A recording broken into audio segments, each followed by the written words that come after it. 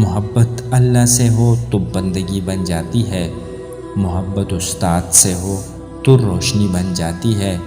محبت دولت سے ہو تو مرض بن جاتی ہے، محبت والدین سے ہو تو عبادت بن جاتی ہے، محبت انسان سے ہو تو زندگی بن جاتی ہے،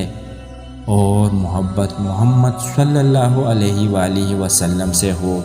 تو دنیا بھی بن جاتی ہے اور آخرت بھی بن جاتی ہے۔ پھر میں وہ کرتا گیا جو رب چاہتا ہے،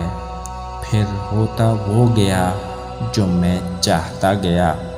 کیونکہ اللہ تعالیٰ فرماتا ہے، اے ابن آدم،